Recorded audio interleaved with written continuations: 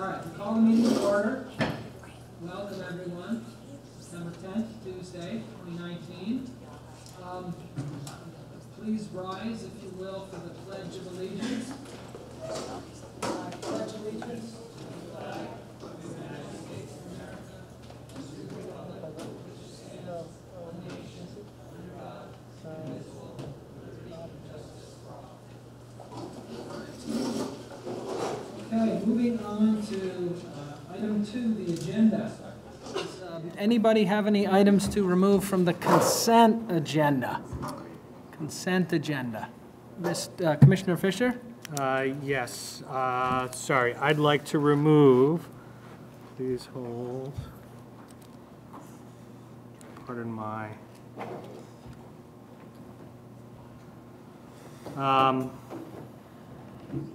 I'd like to pull the 8/20 board meeting minutes. So that would be item 6F? Correct. 6F is removed from the consent agenda, and did you want to deliberate on it, or just pull it and wait for next time after some corrections are made? Yeah, I'll work with Bonnie. Actually, can we pull it and just have a conversation? I want to make sure something's clear. Sure. So, I don't know where you want to put it. You know what, we will just, we'll put it right after section 6. Okay. So we'll move that to there. Excellent. Don't let me forget. Thank you. Any other items to remove from the consent agenda? Commissioner Ivanchich? I don't want to remove an item, but I have questions. So if you have questions about something, I suppose that means you have no choice but to remove it or not. But once it's on the consent agenda and not removed, there's no deliberation on it, and that means no questions. Well, there's just some positions that we hired in the district, and I don't see those persons listed. Then you should remove it. And so we will deliberate on it, and you can ask your questions. Okay, so I believe the commissioner would like to remove section 6B, routine hiring, from the consent agenda. So removed. Any other items to remove from the consent agenda? Commissioner Curry? There's an attachment I did not get to Bonnie in time for the DE&I minutes. So I'd like to remove those and then give her the attachment and put them on the agenda next month. Okay, so item 6G we'll just pull, and then it will reappear, Bonnie's help, next time. Okay, 6G gone for now. Any other items to remove from the consent agenda? Okay, seeing none. Does anyone have any motions to amend the agenda? Commissioner Alwell. Yes, I would like to add the resolution on .5 academic coaches for the magnet schools. This was, when we made our motion last time, it was not said that they should not be supplanted, and they were, and we want to correct that misunderstanding. Is there a second who will support the addition or change? I second. Commissioner Fisher is a second. All those in favor of that addition to the agenda, say aye. Aye. Any opposed? Okay, so that item, assuming we will now make any other changes to the agenda that you'd like to propose, anyone? No. Okay. So would someone give me a motion to approve the agenda as amended by Commissioner Alwell's motion? Commissioner Sowers and Commissioner Alwell. Okay, that's a couple of motion and a second. All those in favor of the amended agenda as stated, say aye. Aye. Any opposed? Okay, motion carries. We're going to put that at section 9 because there's no board policy updates, so we're going to put that resolution for deliberation right there.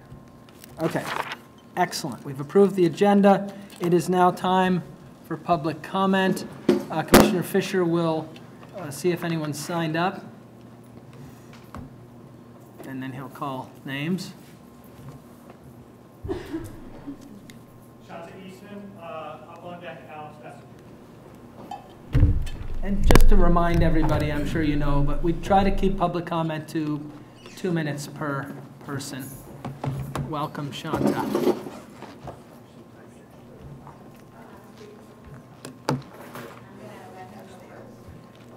Okay. We're both talking about the global climate strike. Okay. Last fall, scientists told us that we have 12 years to complete massive changes to our energy infrastructure in order to avoid the worst impacts of the climate crisis. That was last fall, so we now have 11 years. You may have heard that the climate crisis is affecting poor and marginalized communities the most, but there's another group that will be even more heavily affected, and that's young people. Climate change will affect students more than it affects any of us here tonight, and it's up to us to be the adults in the community to model for students how to work for a better future. I'd like to make the school board aware of the global climate strike happening on September 20th, and that some students will be leaving school to participate in a rally downtown at noontime. Several businesses will also be shutting down, such as Burton Snowboards, Patagonia, Ben & Jerry's, and Seventh Generation in their worldwide operations. I urge the school board to support and amplify the message that these students are sending by interrupting business as usual. Given the urgency of the climate crisis, I also ask that the school board set policies so that students understand climate science, climate justice, and solutions to the crisis. And I hope that 11 years from now, that when we look back on this day and tell our kids, or maybe our grandkids, that we did all we could for them. Thank you. Thank you.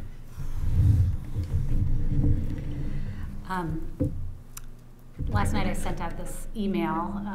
I wished I had done it earlier, but and I sent it to about 150 people that I knew, and already 30 people said add their name to this letter, so we'll just read it. Esteemed school board and Burlington School District educators, the students in this district deserve as much support as possible in the work to create a sustainable future for themselves and the generations to come. We encourage you to make the climate emergency a top priority in the coming 2019-2020 academic year, and to champion the students who are dedicated to addressing climate issues. We suggest that you dedicate September 20th, the date of the upcoming worldwide climate strike, to climate education. Perhaps the entire week could be dedicated to it, or better yet, the study of climate change could be integrated throughout the year's curriculum.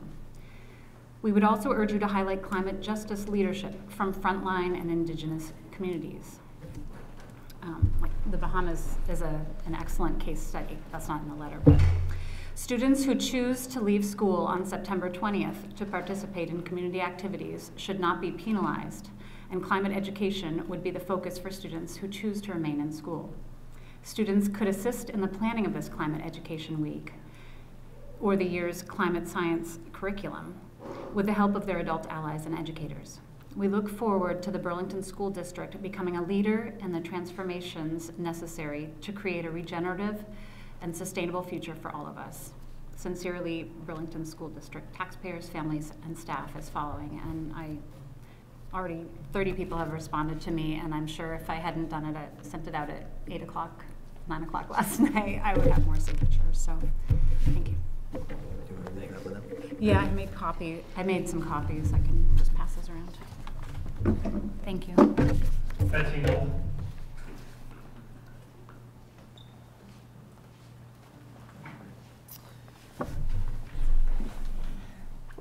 Hello, my name is Betsy Nolan, and I am here wearing my union hat. I am also a music educator at Edmonds Elementary School. I'm also here to talk about the September 20th climate strike. One of our members brought this to our attention at our executive council meeting last Thursday.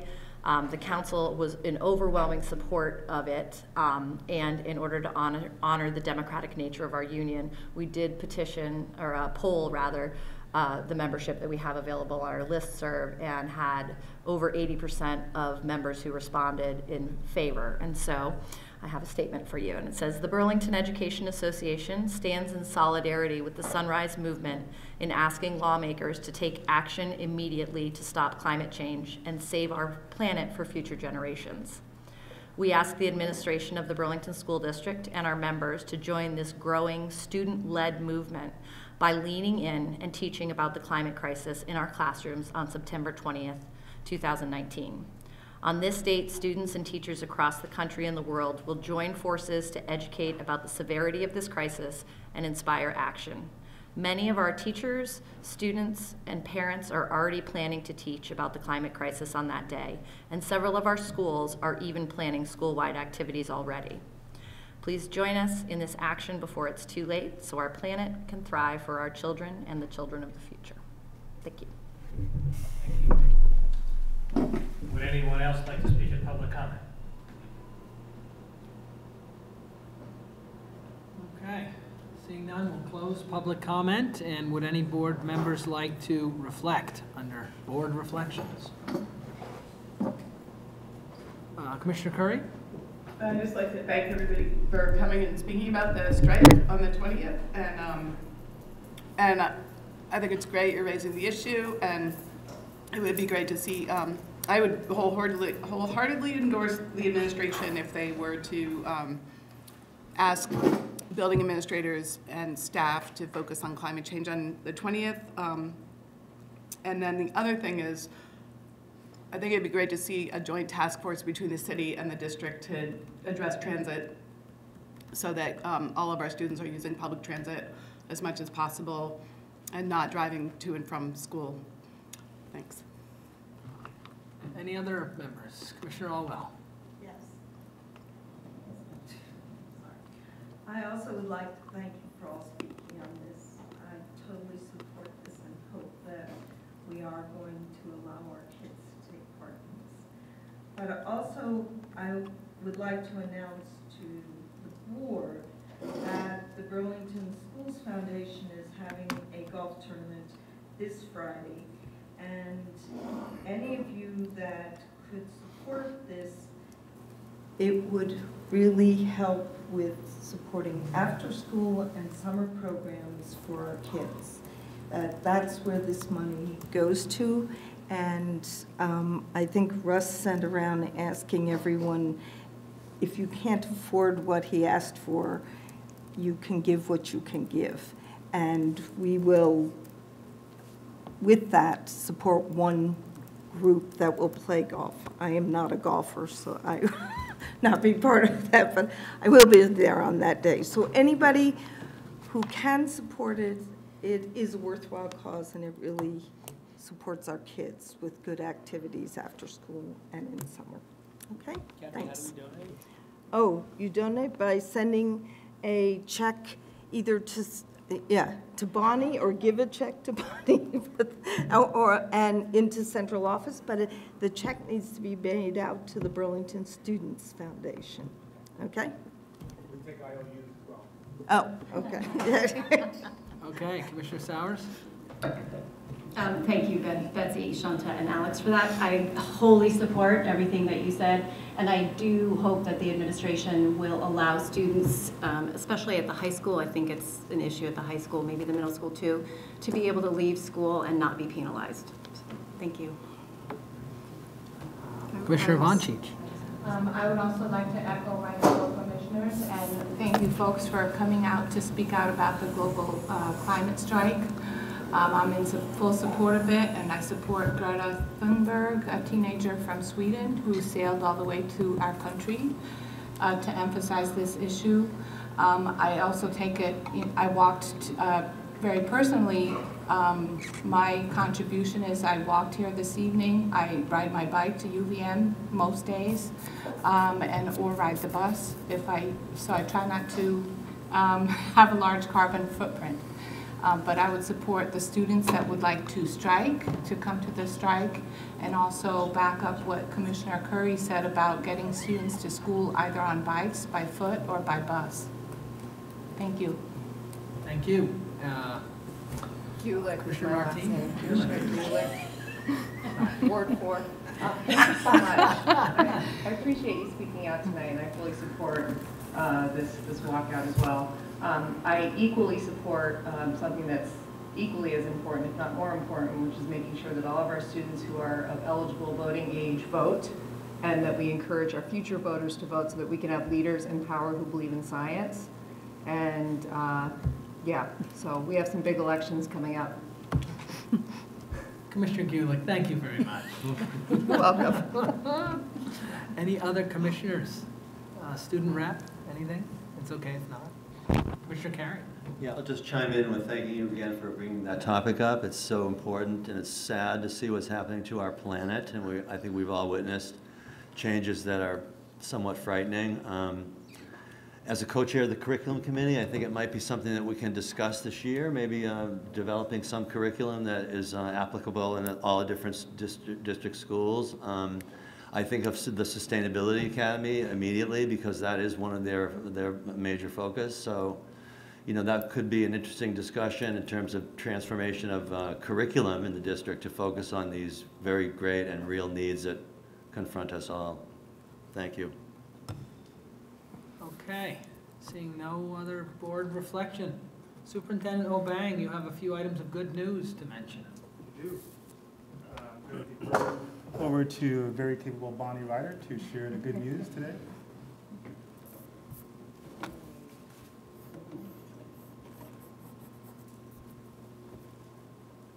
Okay, so our City and Lake semester was in the news again. 7 days had an in-depth story into the Burlington City and Lake semester, from concept to funding to activities to anecdotal outcomes from students. And WCAX and 7 Days have a shared media agreement. The reporter of the 7-day story, Courtney Lambden, stopped by WCX Studios to talk more about the article and program. She discussed more in depth the conversations had with the curriculum director, Stephanie Phillips, and how this fits into flexible pathways. We also had our technology department focus in a story about how and why the schools across the state are using technology, and Vitaly Pulapin from IT was in that segment. He participated in the story and spoke specifically about how technology can benefit English learners. You can go onto the site and hit the links if you want to see those articles or right. the story as well too. We won't spend time going through showing to you here, but they are uploaded onto Board Docs.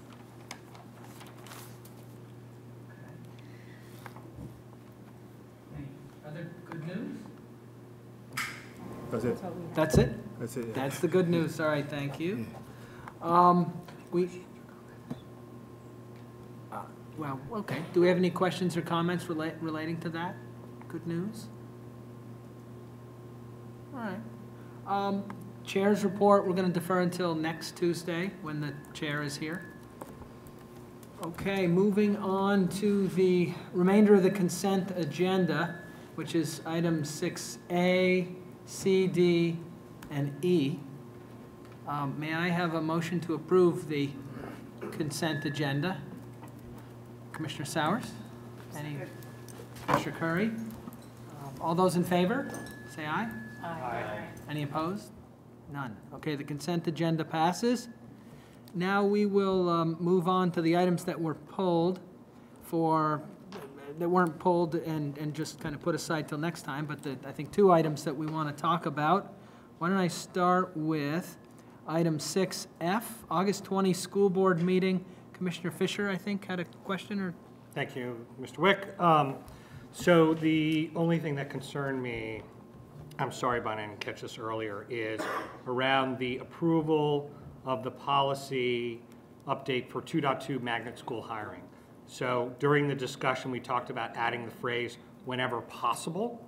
However, it's not clear from the minutes, and the motion that was attached wasn't updated on where that wording was to be added. So That was the motion that I was given at the meeting. right, and we, based on the discussion with Z, Director Z, that we added, in the minutes we said we're going to add this phrase wherever possible. whenever possible. But the minutes do not reflect where in the motion we were adding that phrase. So I'm asking Commissioner Wick to work with Commissioner, It's the first two words, when possible.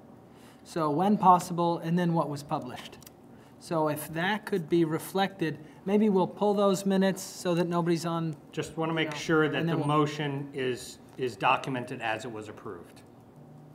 So if it doesn't already say so, just make a note that we're adding the two words when possible to the beginning of what was otherwise published. And then we'll bring the minutes back next week for final approval.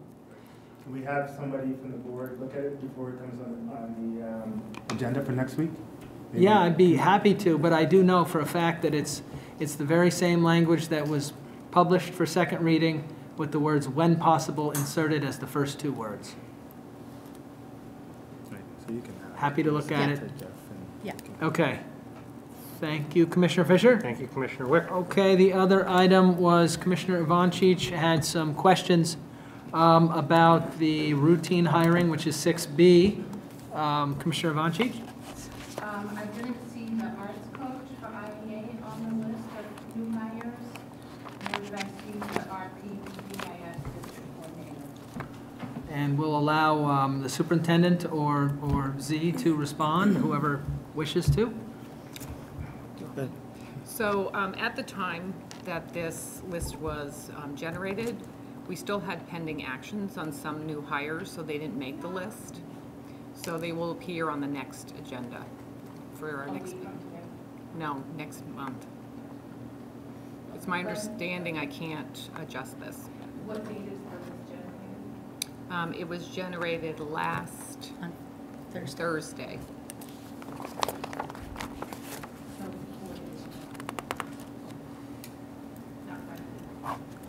Thank you. Okay, any other questions? I'm also Commissioner not, Walsh? I'm also not seeing .5 director for the tech center has been appointed. That has not been, the contract's not finished yet, so that'll be for October.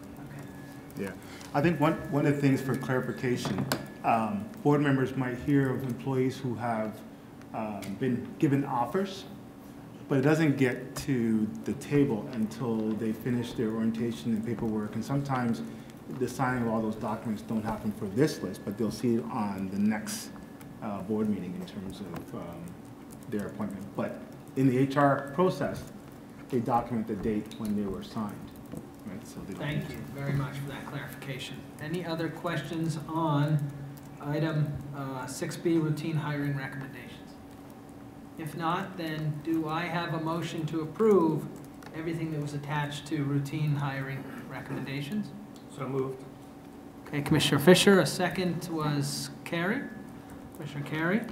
I don't think we have, who's going to correct me? Robert's rules, is there any discussion? I don't think so. So, I don't see anyone compelled to speak either. So, all those in favor of approving the routine hiring recommendations line item, please say aye. Aye. Any opposed? Motion passes. Okay, we are now on to committee reports. If anyone, no one is obliged to speak as a co-chair of one of these committees, so don't feel like you have to just say something for the sake of saying something. But if you got something to say, we'd love to hear it. We'll start with Finance and Facilities, but actually the co-chairs of those two committees are not here. So maybe we'll do that next time if they have something. We're good? Yeah, okay, fair enough. Personnel and curriculum, any? Just that we have our meeting tomorrow night. Meeting tomorrow night, where is it? It's at SA at 6 p.m., 6 to 8, and the discussion topic is special ed and BSD. Wonderful.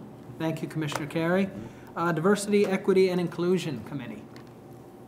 The document that I have to attach to the minutes for the next meeting is that we received from the staff a document with their fiscal year, school year goals. And they also created a definition of equity, a working definition that they would like to use. And so we are supporting what they submitted, and then we're going to work on a monitoring report with KPIs and ask them for the data indicators that demonstrate movement growth forward. Okay, thank you for your report. Policy and Governance, Commissioner Fisher. Thank you, Commissioner Wick. So real quick, stay tuned for next week's meeting. We have a couple proposed policy updates, as well as a updated board work plan. So we'll do that next week. Also known as the annual work plan, right? When we cover different topics for your consideration. Coming up, looking forward to it. I am. Community engagement. Anyone want to speak to that? That's okay if not tonight. Okay. Excellent. On to superintendent's report. Superintendent, you're on. Thank you, Commissioner Acting Chair Wick. It gives me great pleasure to introduce our new Director of HR. She's been in place for a number of months now over the summer and starting the school year. And I wanted to give her an opportunity to kind of share with the board what her mission is for the year in terms of working. And she's working on a number of things that I know has her hands full, but this will be an opportunity for some regular updates from our HR department. So I introduce to you once again, Z. Anderson Brown. Thank you. Fundamentally, the role of HR is to work in partnership with leaders to build leverage. Thank you. Do I start again? No. Okay. To leverage the human capabilities and spirit needed to achieve optimal results for our mission of cultivating the trifecta of caring, creative, and courageous people. This would include my work to align the HR and the school district business plan by optimizing the HR team's performance. HR is expected to be an expert in people management. I am setting the HR development agenda by working closely with the district leaders to determine the priorities in the short, the mid, and the long-term categories. While the strategy is essential, success is ultimately determined by the execution. I'm using the combination of culture, change, and engagement, supporting the vision to execute well, successful partnerships. Since July, I've been assessing the skills and the ability of the HR team so that each team member is placed in a role that plays to their natural strengths and also leverages areas of professional development. This is done by preparing to challenge the status quo, illuminating paths that are not successful, having tough conversations when needed to build awareness and shift the thought and action for better results. With that said, I believe that the HR team does have great potential. They are showing significant energy to ensure their success, the team's success, and ultimately the district's success. HR is a valuable asset. It has the potential to be great, but cannot become great in a vacuum. HR and the district need to share accountability for success. It is not good enough for the staff to work around HR district systems or policies. Having a clear path set for all to follow will maximize the outcome and help eliminate ambiguous and disparate impact. Both parties have an important role to play to ensure tangible results. In the coming months, I will take a deeper dive into HR practices using the HR audit process to acknowledge that what is working well and what needs to be adjusted to meet both federal and state standards. Plus, I will highlight areas for improvements. The areas these areas will be set on a timeline to address strategically depending on the severity of the finding. Once completed, I will move to evaluate the organizational structure and related historical strategies to better establish the school district as a forward-thinking employer of choice so that all who consider us will want to join the journey. Thank you. Thank you. Very exciting. Appreciate it. Well said. Thank you. Wait, don't go away. Hi. Trying to get away. One of the things that I've asked Z to do when you heard about she'll be conducting an HR audit to, when she starts that process, to reach out to board members for some input around that process. But while we have her here, if there are any comments or questions based on our entry, this is the opportunity to share those, I guess. Commissioner Curry. I have 4 questions. Should I ask them all at once or one by one? Let's do one by one. Go ahead, yeah, one by one, I think it's. Okay. There was an HR study by a consultant recently, Jack Cleary, and I was wondering if we can get a copy of that.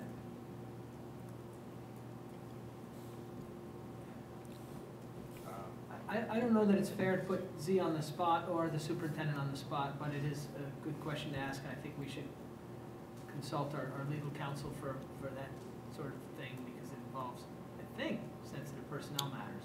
I don't think it's sensitive at all. I met with him. I don't think that, I mean, Fair enough. it's Well, sensitive stuff. I'm- Anyway, Okay. okay. So that's one question. And then my other three questions just relate to establishing a diverse pool of candidates. How do you establish key performance indicators for a diverse applicant pool? So there are professional measurements in the HR world that we use to make sure that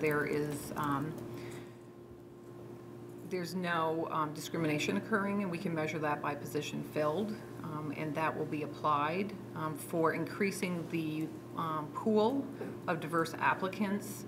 We have many resources that can be tapped, and hopefully that will be reflective of the people that are hired. And how do you analyze the difference between discrimination and implicit bias? There's a formula that I use.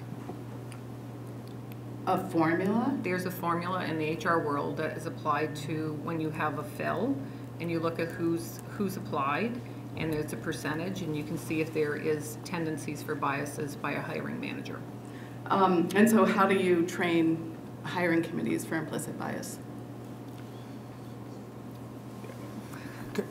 Can I Yep, just? Superintendent O'Bannon, Yeah, go ahead. I mean, the director is here to talk about the plans going forward, and part of what she's going to be doing is the HR audit. We do have indicators around some of the questions you're asking, but she needs to have an opportunity to do that analysis and then be able to come back and say, this is what we have, and develop a plan around many of these strategies that we're talking about. I don't think it'd be appropriate for right now to talk about implementation pieces where I know Z hasn't had the opportunity to go through all those, because we had a busy summer addressing a number of things and trying to, we've had 2 staff members throughout the summer, and Z stepped in, and so she's still working on trying to get a handle of what it is that we do before we can have some implementation around some of the work. So if we could refer these questions to the Personnel Committee, and they could put them on their agenda. Alternatively, if you have some very good questions, Commissioner Curry, why don't you put them together and give them their opportunity to respond? Well, I wouldn't want to circumvent the committee process if you're working with Z on personnel, you know, a more systematic personnel. Okay, here's what I'll suggest.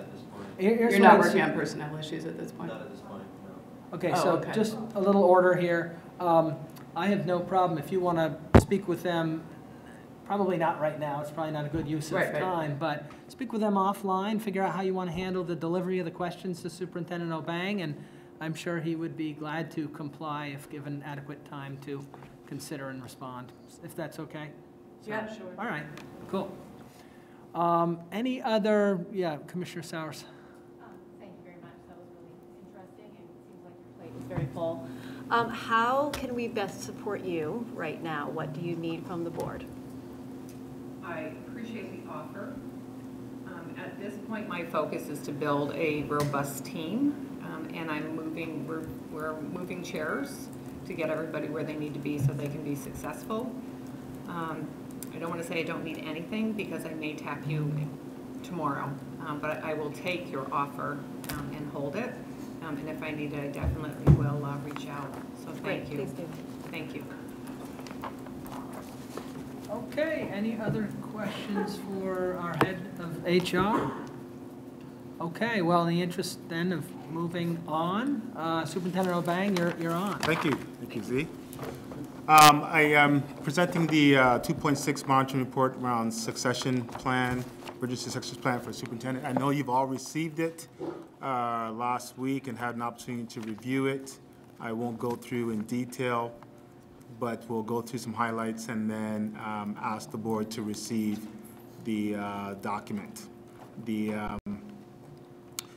Simply, the interpretation is to have a plan in place in the event of the absence of a superintendent. And if you look through the document, you'll see that we've put a number of processes and structures in place in order to ensure that the district runs on a day-to-day operation and also look at long-term. One of the first establishments is a succession team, and the succession team members you can see in the document has a number of our executive directors, along with the executive superintendent, executive assistant to the superintendent, to respond to any immediate issues. I'm trying to scroll down here.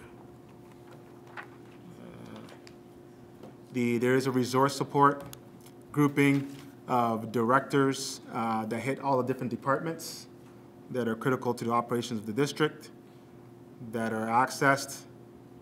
We have an executive council team that meets on a weekly basis that would handle any sort of day-to-day operational pieces and problem solving within the district and within schools. And systems leaders meets on a monthly basis, which is a group that's comprised of all the managers, supervisors, directors, and principals that look at operational issues, but also look at long-term planning pieces such as budget and implementation of different initiatives. So I know you've read the implementation plan, and I present this to the board to be received. Thank you, Superintendent Obang. We'll take a few minutes or what's needed for discussion, questions, that sort of thing. Does anyone have any questions? Okay. Thank you very much, Superintendent. We will accept the communication and add it to the file. Why don't we move on to the next one? Okay. So, I'm just trying to sorry, point of order. Do we need to approve the Well, monitoring report and deem it in compliance? I will tell you my opinion, which is not without probably other people's differing opinions, is no. I don't believe policy governance requires us to vote right here and now whether there's compliance or non-compliance or partial compliance. The way I see it, and then I'll stop and people can tell me differently, is we've got a policy, and the superintendent considers whether he believes he's in compliance. He provides data, information. Nothing precludes us from introducing a motion as to compliance or non-compliance, but I don't think it's necessary or mandatory. So I would go with the will of whatever the group wants to do on this. Superintendent? Yeah, I think we still struggle with a clear process how we would address these monitoring reports. What I was expecting is to present the information, have the board simply receive the information. So there is no commitment to say that the board agrees with everything on there and people can make comments on it, but you've received the information. I've reported on it in terms of my due diligence, in terms of responding to this policy, and you've received it, and the board still has an opportunity to make comments on the documentation, and hopefully when we get an opportunity to review how we're going to develop the policies for the next round, then the board can talk about how we make decisions around the interpretation and what indicating metrics and changing the report in a way that more suits what the board's needs are. Okay. Commissioner Von Cheech? I'm a little confused when you say, when the statement just says compliance, because in the past you either said in compliance or partial compliance, or when you just say compliance, it could mean out of compliance. And then also, in the past, we did vote on. We have, I fully admit, we have voted in the past on this sort of thing. Apparently the superintendent and I sort of share a simpler view as to how one way of handling it, which is to accept the communication, well, to have some discussion about it. That's what we're here to do, to talk about the pros and cons, give it a little critique if we need to, whatever we want to say, but at the end, when it says compliance, he's saying he believes he's in compliance. That doesn't mean that you believe he's in compliance. Commissioner Fisher?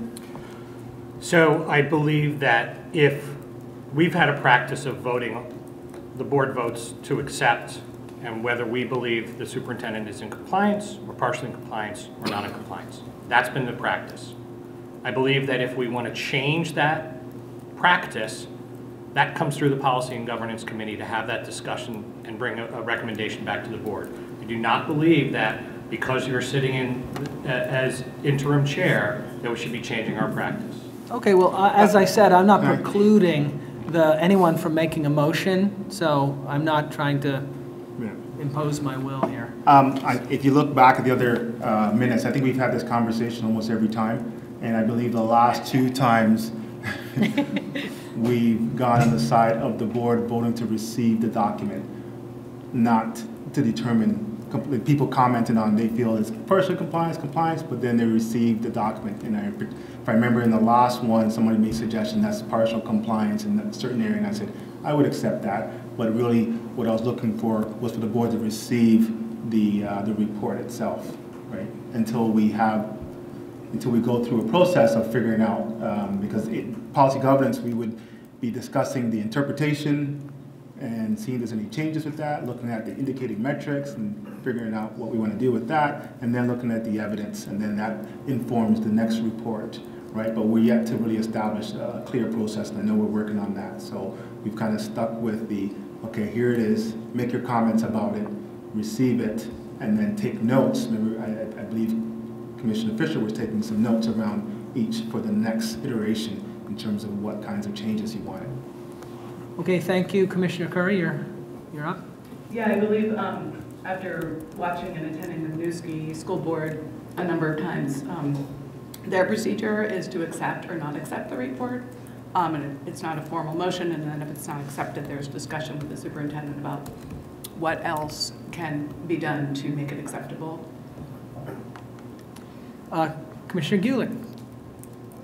I just want to point out that it seems like a moot point in this particular case. Is there a plan for succession? Yes, he just presented it to us, so I don't, there's nothing but to accept it. Right, sorry, I know I'm being a little existential. No, it's okay. Good point. Commissioner Fisher? I think the relevant discussion about whether we vote to how we react to it is for the next one.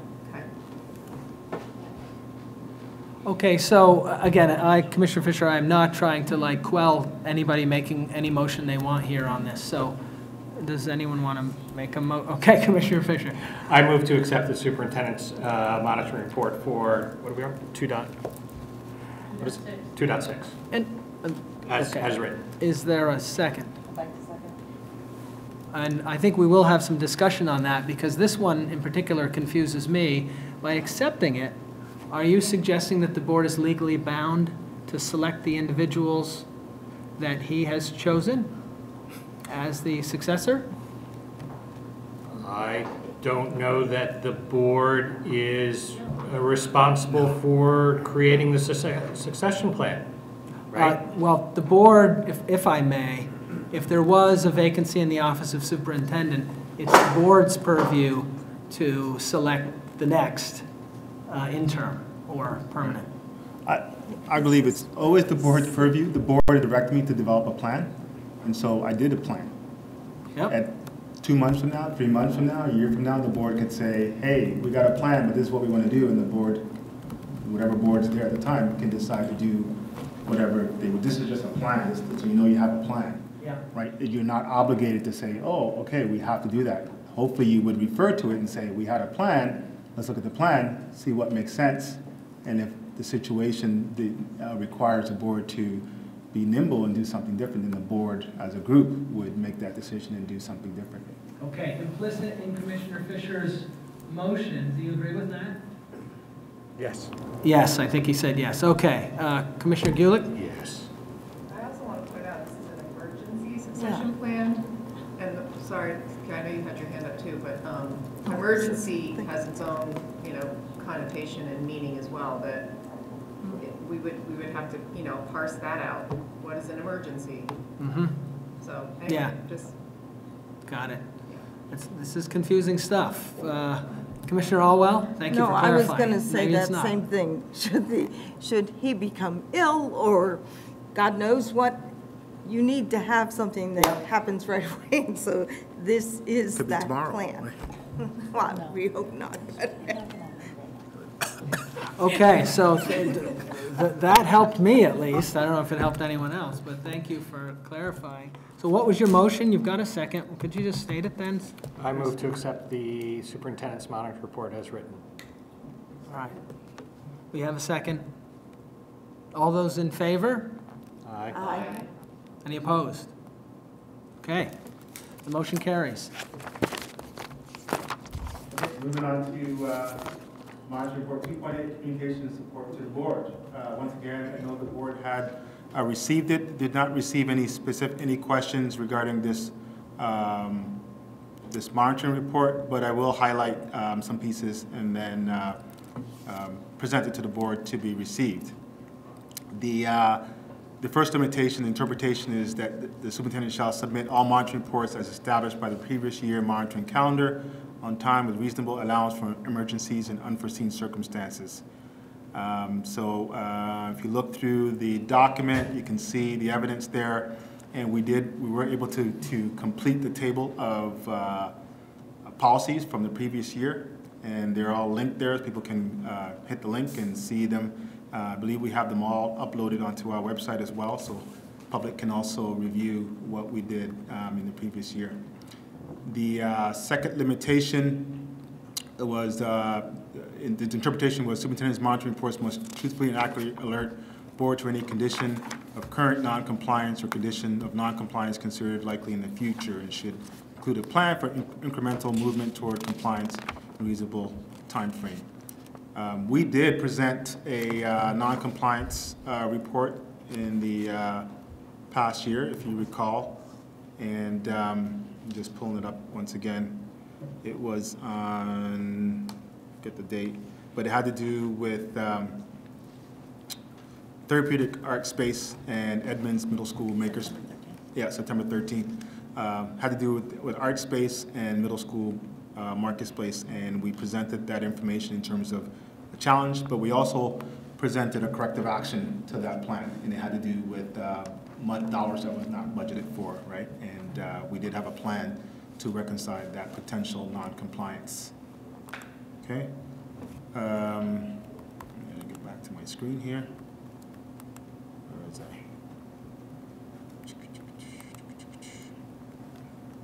Okay. And limitation 3, interpretation shall periodically provide information, data, and evidence of trends necessary to the board to make informed decisions. There are a number of different indicating metrics that we have there, and there's a long list of different pieces of evidence, starting from looking at the budget page with all the information that was presented to the board in terms of developing the budget process, communication around English learning funding challenges that was presented throughout the course of the year, information around staffing, hiring recommendations and updates that were shared, insurmountable information around the capital plan. We've had lots of debates about the capital plan, and it's all embedded on the capital plan webpage.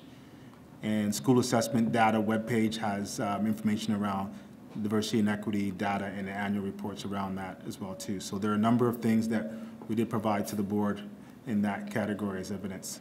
And the limitation 4, interpret incidental information to which is agreed upon by the board and superintendent, providing the board with current incidental information with superintendent's control ensures that incidents of surprise are infrequent.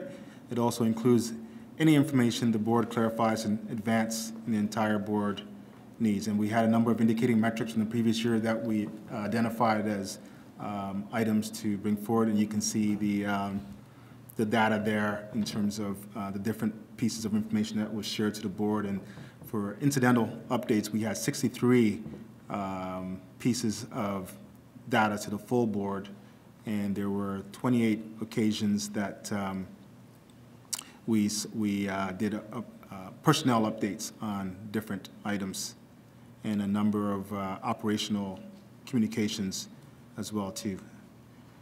And then we're moving on to limitation 5. It's reasonable, superintendent has a responsibility to bring matters to the board attention that in their opinion indicates more behavior that is out of compliance with board policies If an individual matter of the infraction is of the entire board, it shall be brought to the attention of the board as a whole. Case of board in compliance.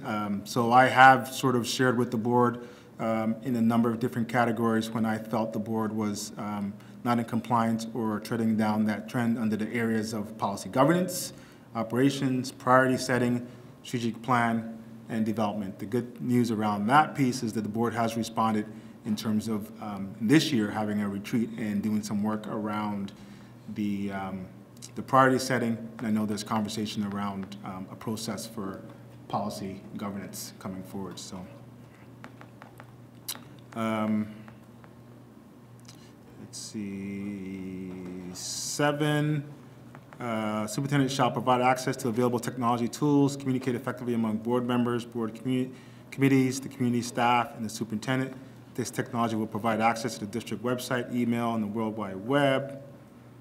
And evidence of that particular limitations, the board uses Google Docs and Burlington School District email to extent allowed by the law to make communications and recording of board meeting minutes more efficient. The board uses board docs for posting of the agenda and efficient decision-making. The board meetings are posted on board docs with a link on the website. The district shares board updates via Facebook, Front Porch Forum, Twitter, PTO, listservs for further community understanding of board activity. Right? And I know I won't read everything to you, but those are a few highlights, and so I bring this to the board to receive this report. Thank you, Superintendent Obang. Any discussion, questions on this monitoring report? Commissioner Alwell. Well, you gave us a lot of examples. Commissioner Alwell, let's make sure you're in the microphone there.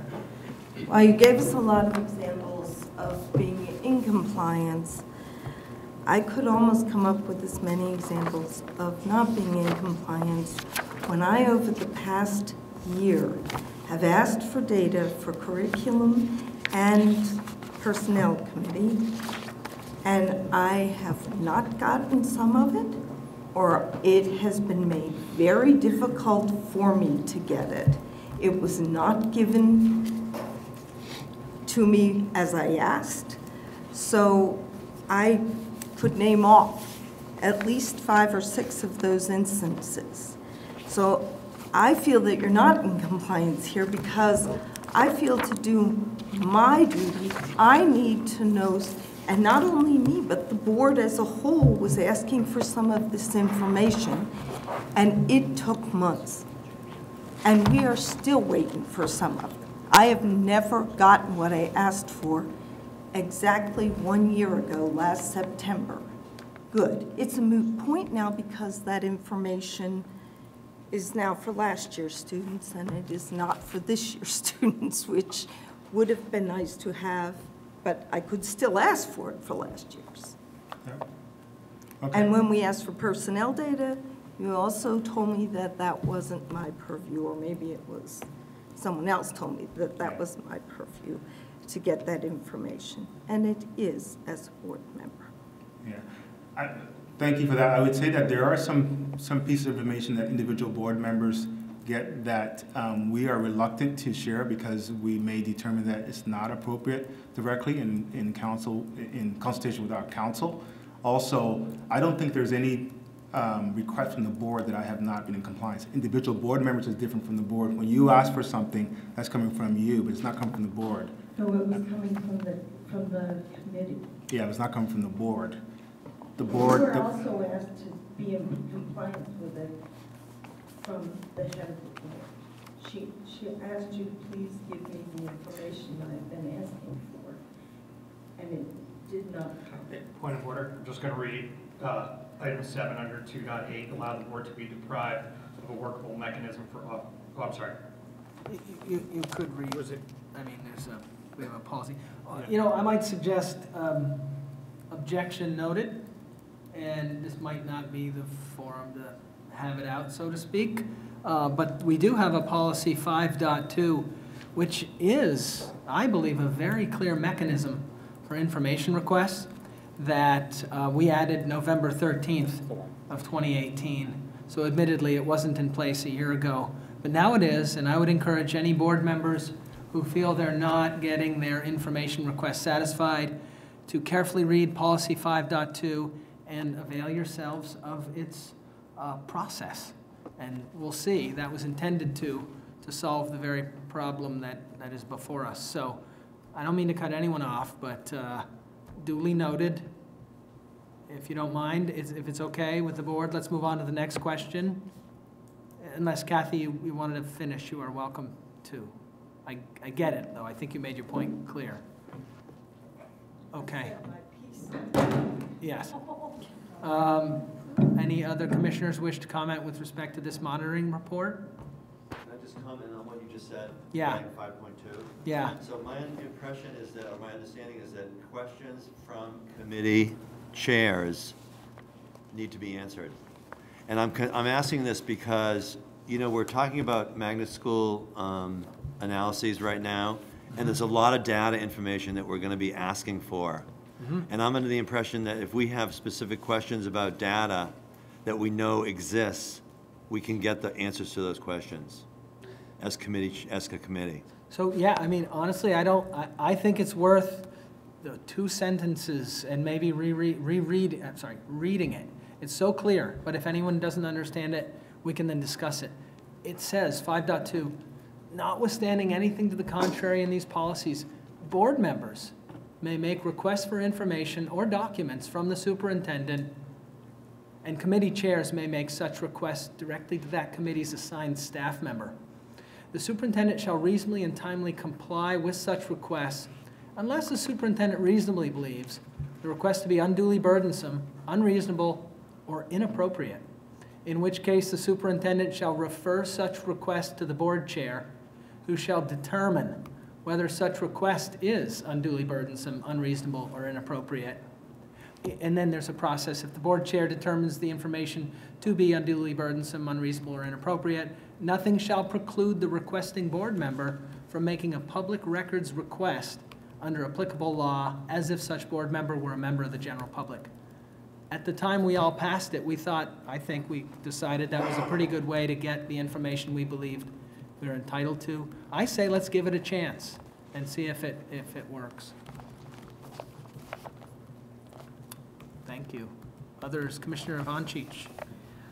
I'm surprised to see the compliance on many of these numbers. And I know I can't talk about the superintendent evaluation, but the first item on the superintendent evaluation had to do with board and superintendent relationship. And the superintendent got very low marks on that. Excuse me, can we, point of order? We're not. So in that report, there are numerous examples of us missing information for us to properly do our job. One example that I think I can share with the public is that posting materials minutes before the start of the board meeting, or in some cases after the board meeting. Also, it took 4 months for us to find out that the head of HR was moved to another position in the district. Some of this stuff is unacceptable, and I don't feel that I can do my job as a board member not having a lot of this information, and I could go on. I think Kathy, Commissioner Alwell mentioned one of the examples, and there are several others. Commissioner Ivancic, thank you very much. Commissioner, Superintendent O'Bang. Can I just, for the record, that Commissioner just stated 2 personnel items in public session, and I've cautioned the board about this several times.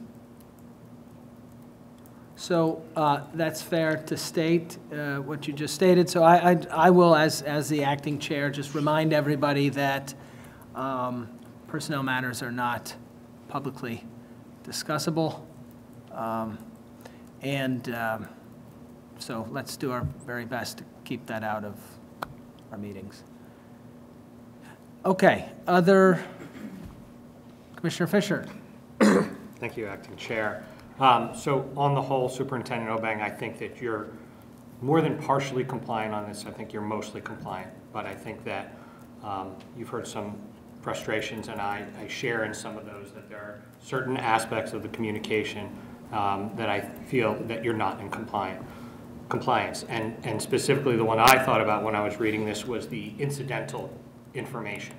And so the incidental that, here, I'm going to try and read this.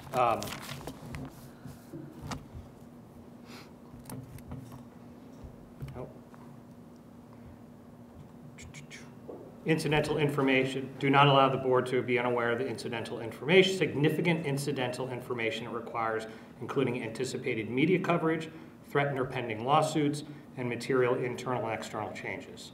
So I also think when we give feedback, it should be specific. So the ones that I came up with were, as my fellow commissioner came up with, the reassignment, the new job title for the HR director, the lawsuit around the former BTC director that we found out through the media, the DOJ investigation that led to the settlement. We did not get a heads up that that was ongoing, and the partnership with the French embassy. So I think that getting caught unawares by those means that we're not prepared to do our job. I will dispute that, and I have documentation for all that, but I won't discuss those in okay. open. I'm willing to have that conversation after. Every one of those, yeah. Okay. Any other commissioners? Seeing none? Okay. Again, anyone is welcome to make a motion on compliance or not, or we can just accept the communication and add it to the file. Commissioner Fisher. I move that the superintendent, we accept it as partially in compliance. I'm sorry, it could have been my ear. What did you say? No, that was partial compliance? So you're making a motion that we accept his report and as being in partial compliance. As being in partial compliance. Thanks for clarifying. Is there a second? There is a second. Commissioner Von Schich, there is a second. I do believe discussion is allowed upon a motion of this sort, so let the discussion begin. Commissioner Sowers? I thought we were just going to accept these and not vote from in compliance or out of compliance or partially compliant. So the truth is, the board is split on that, as is obvious about how to handle it, and there's probably no right way to handle it, but the definition of partially compliant, not compliant, that's totally subjective. I'm not sure that that's an appropriate, it's not a valid vote, in my opinion. I think we accepted the information that he gave us. We all can maybe differ on what the compliance level it is. That would be my suggestion. Okay. Other commissioners' discussion on the motion? Okay. Commissioner, Superintendent Obang.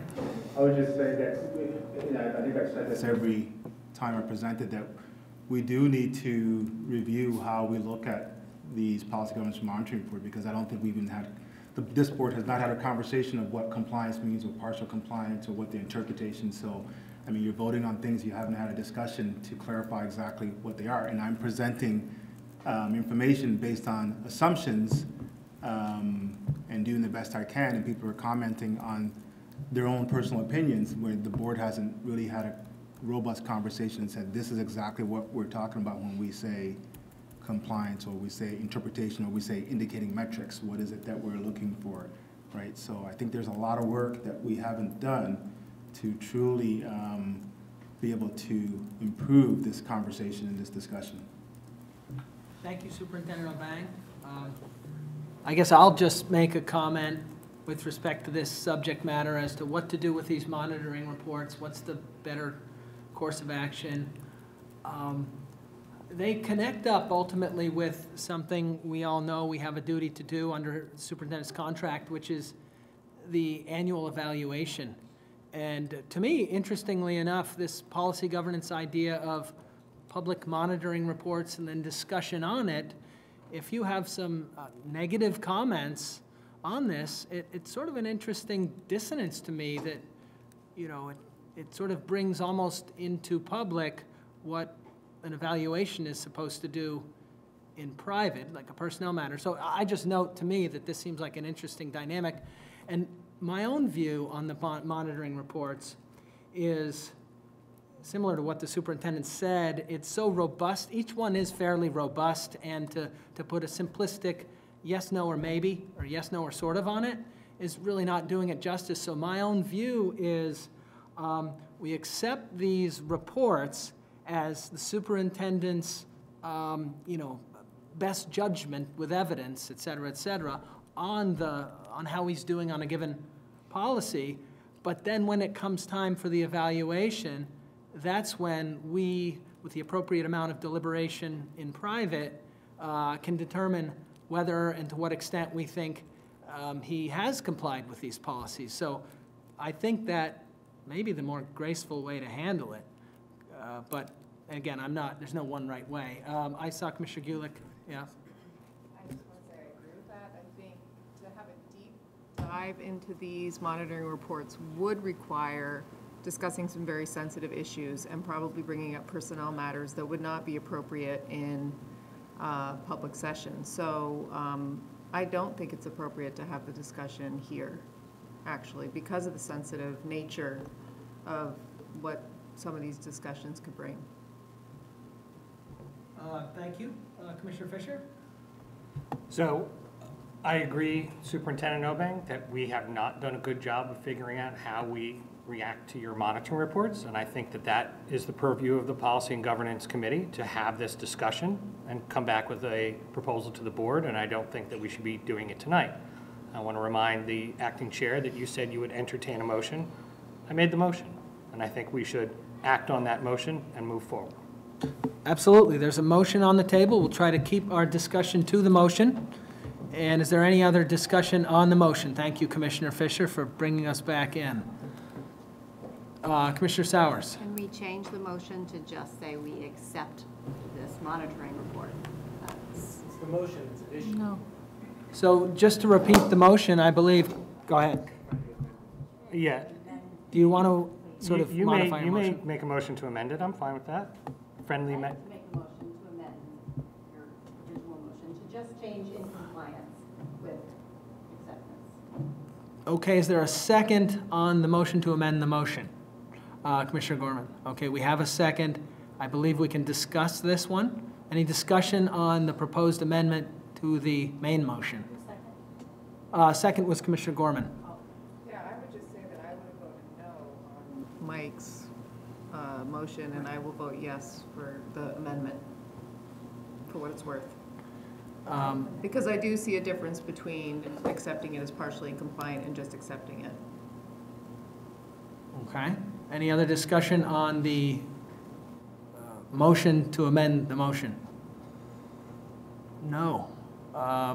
Then we'll vote on whether to amend the motion. And Commissioner Sowers, could you please restate what your amended motion is? So what is the motion that if we vote yes to accept what you've proposed, we're going to be voting on? So we agree to accept this monitoring report as given tonight. Okay. All those in favor of approving this motion to amend the motion accordingly, please say aye. Aye. Any opposed? Nay. Unless somebody wants a division here, I think that the motion carries, and therefore the motion on the table is now moved to accept the report. Okay. Any discussion on the main motion as amended? No, then I think we're ready to vote on it. All those in favor of the amended motion, please say aye. Aye. Aye. Aye. Any opposed? Nay. Nay. The motion carries. Thank you. All right. All right, let's see. Superintendent Obeng, you're on. Yes, I have with me Director Spalding, who's going to give us an update on our conversations with GMT. I know board had received a memo with an update, but Marty's here to give some verbal information and hopefully ask some questions. Hi, good evening, everyone. Just for just for the TV, or is it working? Here we go. So, just giving an update of some conversations what we've been having with GMT since the last incident that occurred in May, where the students from Edmonds were discharged from a bus. So Superintendent Obang and myself met with current interim general manager of GMT, John Moore. I'm sure most of you are aware that currently they have they've lost their previous general manager Mark Sosa. So John Moore is a longtime employee. He was existing transportation manager. He's filling the role also as general manager. So when we first met with John, he gave us an update on as to where they were at with the investigation that was being done with the driver that drove the bus during that incident. So it was reported out at the end of the school year that GMT did conduct an investigation. That driver was terminated. He was found not to follow some GMT procedures. Then there was a follow-up, the union filed a grievance, the driver's position was reinstated, so he's now back working with GMT. So that's just the update that we received from them based on that investigation. So just to point out some obvious kind of working relationships that we have with GMT. So GMT is not a school bus provider. They're a public transit. That being the case, we don't have like a formal contract with GMT to provide school bus services. They provide local public transit services, and because our students live in this area, they're able to ride on those buses. So with some of those challenges, we don't have direct oversight over their operations like we would our own buses. And then they have other challenges such as, union master agreements. So for example, let's say that there's a issue with a bus driver that's driving one of our school trippers, and the school would like to suggest that driver no longer drive that for that route. We don't have the capability to reach out to GMT to say, please move that driver onto another route. That's really not how they structure their routes. All of their drivers bid on their routes based on seniority, so management doesn't have the authority to move around those drivers based on our desire to not have drivers drive on certain routes. So those are just all the complicated operational processes that they have to follow that we're subject to by utilizing their services. So one of the things that we immediately kind of recognized when we started the conversation with John Moore is need for better communication directly with our principals. We also recognized that we had an existing behavior kind of consequences that existed for a long period of time that kind of structured what the consequences would be for a student if they were not following certain behaviors. So let's say that the student acted up on a bus. The first consequence would be to contact the family. Second consequence would be to get kicked off for a couple days, and third you would get discharged for a month or something like that. So that kind of procedure was kind of outdated, so we recognize that there's a need to receive some feedback from our principals to make sure that process not only is appropriate for our students, but it's also age appropriate for the number of different students that we have riding those buses.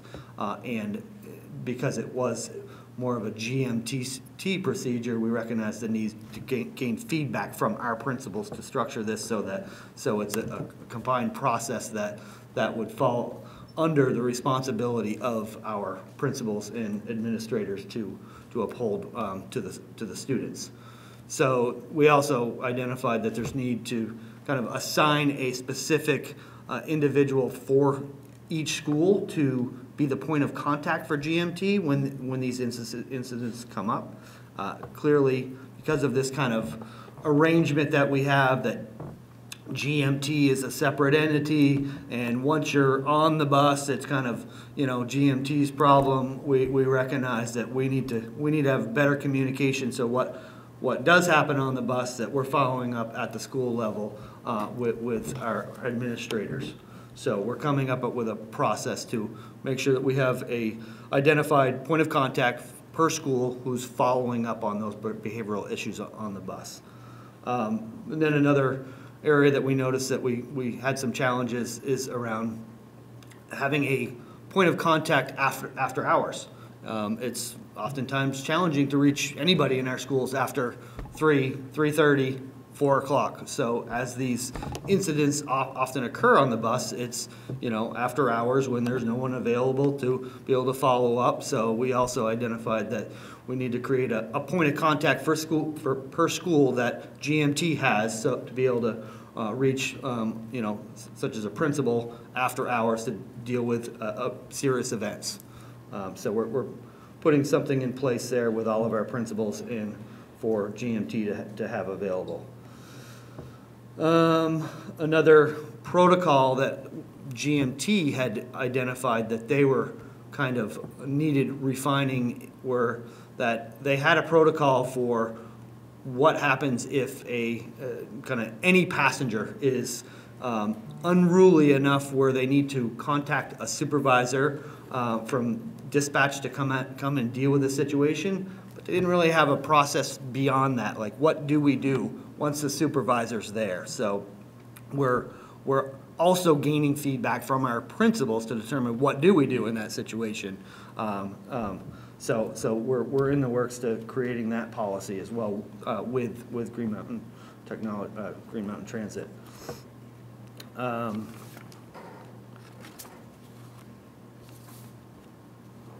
So some recommendations that we have made to GMT is obviously we are recommending that they provide implicit bias training to all of their drivers. They're in the process of looking at rolling this out. Then we're also recommending that maybe in some situations with some schools we have representative from GMT come in and meet with the student body at a full student assembly. We actually have an assembly coming up on the 18th at Edmonds Middle School, where we have some staff coming in and meeting with all the middle school students, talking about behavior expectations on the bus. And we'll kind of roll these out to all of our schools. And we also identified the need to kind of reevaluate all of the school trip routes that have actually been in place for 25 years or so without any modification whatsoever. But from GMT's perspective, they don't really have the ability to identify how to change those routes based on student population. So we identified a need to kind of possibly look at maybe using a scheduling software system that would help create a better route structure for students. Most of the systems that they have identify where their paying patrons are throughout the district and not necessarily where students live. So we identified the need to look at different software out there to kind of restructure those school tripper routes. And then just some other area of ongoing issues that we recognize that we have with GMT. Currently, there's some areas of the city that they're not able to provide services to. I can give you an example. Out Grove Street, there's a new housing project that is being built by SD Ireland. We have no bus service out in that area. And then on other days where we have early releases, such as Wednesdays, there's areas that they're not serving, such as Salmon Run. And then there's other areas around the city that school trippers don't serve. However, students have to rely on the fixed routes, which require them to go to the central dispatch and transfer onto other other runs. So we're just looking at ways to refine those so that they can provide better services to our students. And then other challenges that they have, like any other organization, are driver turnover, late buses because of, ongoing new staff and training that's involved. And, we'll continue to work out those details with Green Mountain, with GMT as we go through the school year. One critical recommendation that we made is that we want GMT to partner with our principals in development of their protocols so they can be more student-sensitive and understand sort of nuances of students, because some of the protocols they've established, we identified that may not be quite appropriate in terms of behavior management and what schools would do. So we're trying to get our principals in helping and supporting to establish the protocols around that. Great. Thank you. Any commissioners have questions for Director Spalding? Commissioner Bonchich. I have a few questions, and thanks for your memo and your update on this situation. You mentioned that having a PSD point of contact at each school and having an after-hours PSD emergency contact at each school. Are these folks volunteers, and have they been chosen yet for this school year? No, they'll be assigned by the principals. And they have. So in addition to their regular duties? Yes. Okay. And then I was wondering, under recommendations to GMT, you said scheduled school assemblies. Why is that a recommendation to GMT? Well, it's a recommendation that we ask them to participate. Okay, that wasn't clear in the memo. Yeah, sorry. Yeah. But yeah, I think you said it verbally. And then you made a reference to... We're obviously actually doing the scheduling. Yeah. You made a reference to scheduling of having those guys come to the assemblies, Yep. which I think is a great idea, person-to-person contact. Comparison with our own buses. So how many buses does the BSD own? So we own 6 buses. If we're fully staffed with the 9 bus drivers that we budget for, we would typically run 5 buses. We currently have 2 bus vacancies, so we're running 4 buses. And those say Burlington School District on them? Yes. Okay. And so And they're special ed students only. But there's also a south to north bus. Right, which is Mountain Transit, different than Green Mountain Transit. Transit. Out for that. That is a contracted school bus company. Okay. And what happened to the north to south bus that the school board approved in this year's budget? Yep, so we're in the process of implementing that with Mountain Transit. Mountain Transit is the contracted bus provider that we have that does the south to north run. With every school year, they don't have full capacity to offer new runs, so they're in the process of hiring all new bus staff. They've indicated that they'll be able to provide that service within 3 weeks. From today? Mm-hmm. Okay, because it would have been helpful to have it at the beginning of the school year. And like how much notice did we give them? A couple months. Okay. But just, so if you know that there's like a national shortage of bus drivers everywhere. Like I said, I'm short two drivers. Right. We were short a driver the entire last year. We ran an ad the entire year. So if you remember Essex last year when they started the year contracting with a contracted management, they were short like 9 drivers. So Mountain Transit did not have the ability just to automatically start this new route without hiring new staff in order to implement it. Great, thank you. Mm-hmm. Okay, any other commissioners?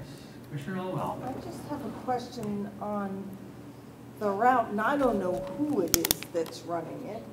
I think it's the south to north route, but given that I used to work for Sarah Holbrook, they have explained to me that there's a huge problem because Sarah Holbrook has moved up to St. Mark's, and the kids are being picked up at SA before their last class is finished at the end of the school day. whether that changes because those SA kids used to be able to walk to Sarah Holbrook. Right.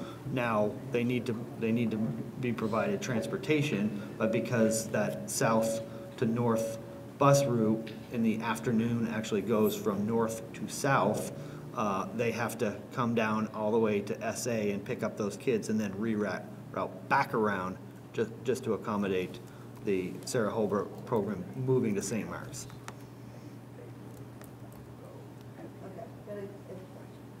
For me, those are some of our neediest kids, and we're going to then take them a whole, class away from them every day to get to childcare. I mean, So when Sarah Holbrook decided to move, we didn't necessarily create a new bus run just to serve the needs of them moving for a temporary basis. seems like we could figure something else. It sounds like a very good suggestion. Sounds like there's some lost instructional time. Maybe we can look into how to solve it. Not we, the board, but maybe it's worth further discussion if there is lost instructional time. Commissioner Carey? I just have a question about the assemblies that you mentioned. Have they been occurring at all around the district in the past years about how kids should be behaving on buses? Yeah, they have. They have, okay. Shelley's done them before at Edmonds. But not consistently. Not consistently, correct. She And did it actually when she was in that role of overseeing both middle school and elementary school. So there's going to be more of a consistent application of those expectations this year. And it's interesting to me that the bus routes are selected by seniority. So the most experienced drivers are perhaps not driving the buses with the kids on them? If that's their choice, then that's correct. So, and in terms of the implicit bias training, is that a standardized program that we're recommending they take, which is similar to what we're going to give to the employees here in the district?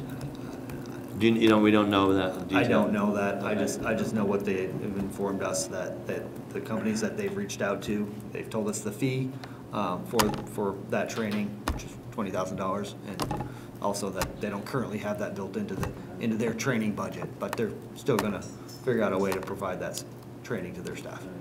Thank you. Okay, Commissioner Sowers? So the school preferred software that you were talking about, that you're developing, is that going to be then ready like next summer so that we don't have some of these issues that we're talking about right now? Do we know that? So what I don't know is GMT's ability to restructure any routes based on what that software might indicate, because they're not a school bus provider. So then, What I can say is forward with that until we have those discussions? What I can say is they have identified there are certain school trippers that are nowhere near to full capacity, yet there's other school trippers that are over capacity. So they're hoping to utilize the software to balance that based on the number of school trippers that they're currently offering, but not necessarily increase them because they don't have the ability to increase it unless they somehow increase their revenue. This seems like an issue that we really need to continue with, especially when we have kids who really need to be taking the bus. And thank you for your efforts so far. No, this is totally not easy, but I just want to have this discussion continue to say, what can we do to help GMT create these bus routes ahead of time so that we don't run into these issues? Seems like we need to put our heads together. Okay, one or two more maybe. Commissioner Curry? I could just share the method in the past, I don't know if it's still the method, was that the district would provide all of the students' addresses to GMT when the district had them at the end of August. And then there would be kind of a mad rush to make adjustments to a footprint of schedules that didn't really change much except for a block or two here or there. But I would just go back to the comment I made during board reflection about making a recommendation to both the city and the district to maybe form a task force that could be a community engagement committee thing to start to look at some of these issues in a more formal way for both climate change and just functionality. I think the timing is good, that as they're restructuring with new management, that this might be a good opportunity to maybe request some better expectations. Okay, Commissioner Fisher, last one, unless someone feels compelled. Thank you, Director. I appreciate you explaining. I think I know a little more now about the challenges that the district faces in working with this situation. And so the idea of partnership is super important, right? Because that's our leverage that we have. Beyond the implicit bias training that you mentioned, do you know if there's any training of the bus driver specifically on managing youth passengers? I don't believe so. Okay. That is one of the topics that we brought up in terms of just management of youth, and that's why we really wanted them to engage our principals in developing the protocols. You know, and we could probably on the educational side maybe give some assistance to that in terms of understanding youth and some of the idiosyncrasies that come through. So what they did indicate is they have had de-escalation training. Okay. But from law enforcement, Yeah. which has probably been more geared towards, you know, if you have an unruly customer on the bus that could be of any age. So some of my questions and my concerns was based out of a conversation I had with a bus driver who talked from her perspective. And so one of my questions is, you had dialogue with GMT leadership. Have you had any dialogue with the bus drivers or the union themselves? Because I think that's another key. Because the stuff that she was telling me, like around, hey, we have no training, it really opened my mind and made me very concerned about this situation. So my recommendation is reach out to the union as another partner to help improve this. That's a good point. Thank you. Okay, we'll wrap up this item. Director Spalding, thank you very much. Okay, onward to item 9, the last item on our agenda before executive session. Commissioner Alwell had a motion to propose. You're on. Yes. We had a discussion at our last meeting over the 2 half-time instructional coaches at the magnet schools, and the fact that they were supplanted by our 2 magnet coaches. And that was not the intention of the resolution we put forward. It was to keep them, but it was not it was not written in that resolution.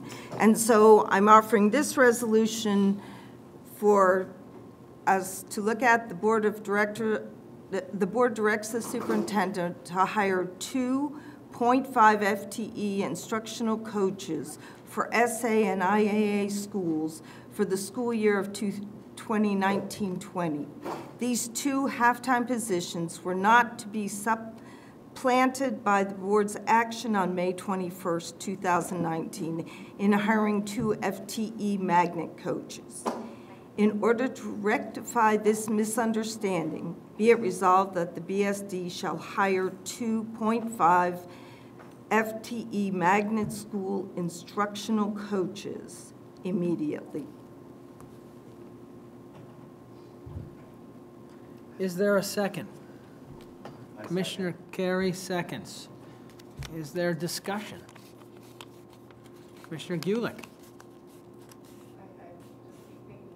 The discussion we had at the meeting with admin a few weeks back, where we talked about using the words when possible. I mean, I think to say that we have to hire these people immediately, they may not exist. They may not be out there. So I think we should hire them if they're there and they're able and to apply, you know, but the language is. Do you have a specific suggestion, Commissioner Alwell, to amend the motion to accord it with what you're suggesting? Commissioner Fisher. I move to amend the motion to end instructional coaches as soon as possible instead of immediately.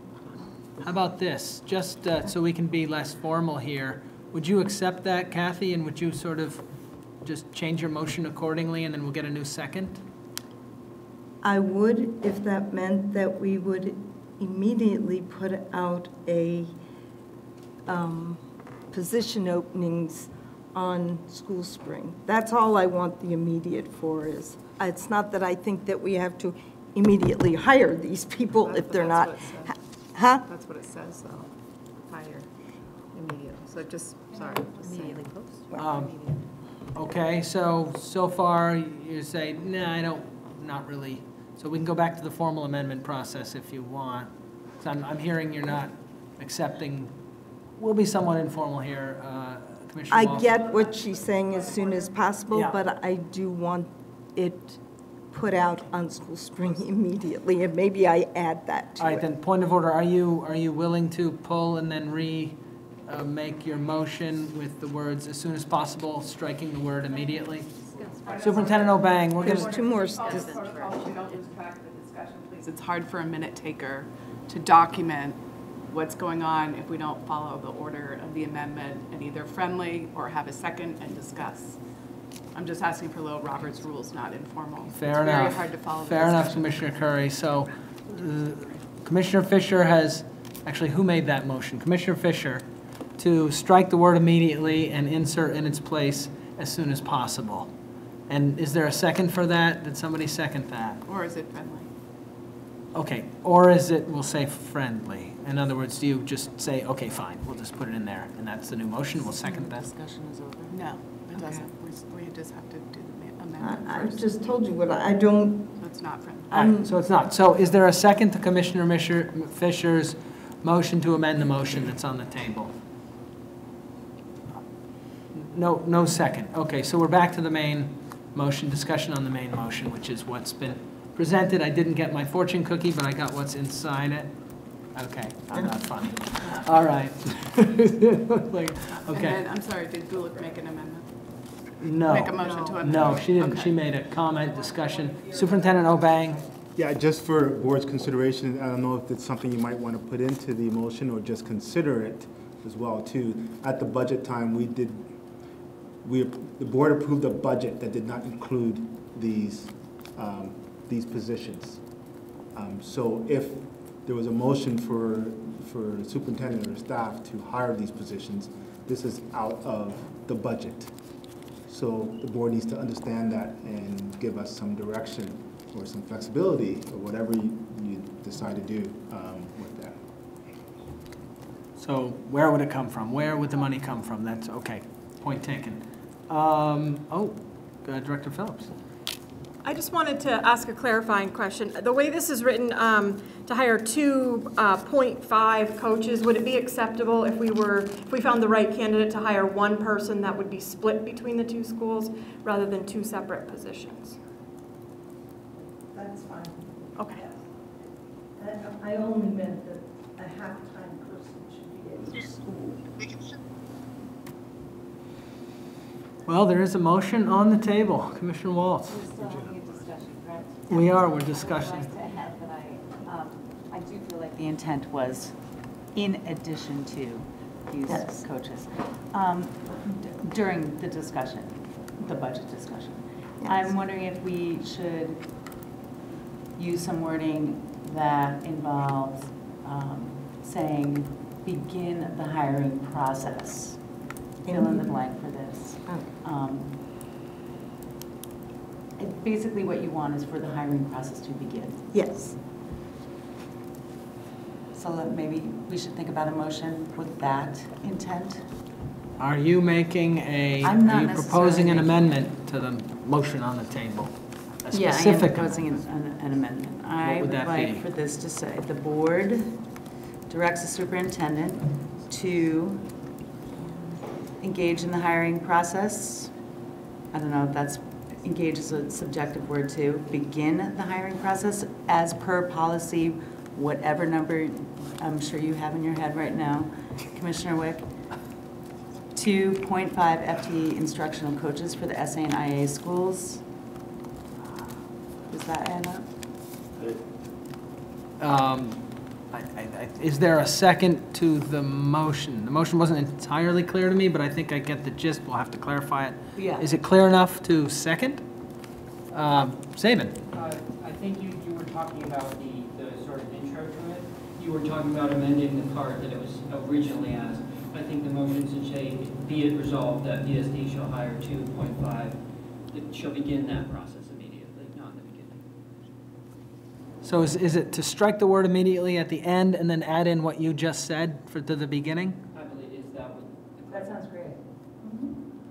Is there a second to Commissioner Waltz's motion to amend? To clarify exactly what Saban said, I believe. Uh-huh. I think, Saban, you're talking about in the next to the last line, Yes. where it says BSD shall insert, begin the hiring process to hire 2 FTE magnet schools immediately. Begin the hiring process immediately, which is, I think, what Jeannie's saying too. Do we want, Thank you, Commissioner Carey. Back to you. Do we want to actually refer to the hiring policy when we say that? The protocol for the hiring process? I haven't heard a second on that one, so why don't we come back to that? So there's a motion on the table. Commissioner Gulick, speak to the motion. I guess, no, I'm not speaking to the motion. I feel as though we should have a more robust conversation before we propose amendments and changes to this motion. I don't feel like we've come to fruition with the conversation. Around. You're feeling So rather to- constrained by sort of the To that strict end, rules. in that regard, the superintendent brought up a point about financing these 2 positions. Does that piece of this puzzle need to be part of this resolution? Where is the money going to come from, or is that a separate resolution? Well, I hope it's not a separate resolution. So does that, so I guess what I'm I saying hear is you. that we need more conversation. Point well taken. Where's the Okay. money going to come from? Shouldn't that be in here to give direction to the superintendent as to which pot to take it out of? Commissioner Gorman? I personally can't vote for this until we've got that part settled. Okay, so we are discussing the motion on the table, and as part of that, you can say what you're saying, which is you're effectively addressing it here. Other discussion, Commissioner Alwell? well, I wonder where that money was coming from the day we had this discussion around hiring the 2 magnet coaches, because in the minutes, I specifically said, and this is not to supplant, and you did not bring up a budget problem at that time, but now all of a sudden, we're having a budget problem here. Commissioner Curry, Commissioner Superintendent, That yes. was during the budget discussions. We were talking about setting the budget, and that was an item in the budget. So we were deliberating around the budget, so that was a fair conversation to have. If at the point, if the board had said, we want to add whatever 2, 3 positions in addition to the magnet coaches, then that would be integrated into the budget.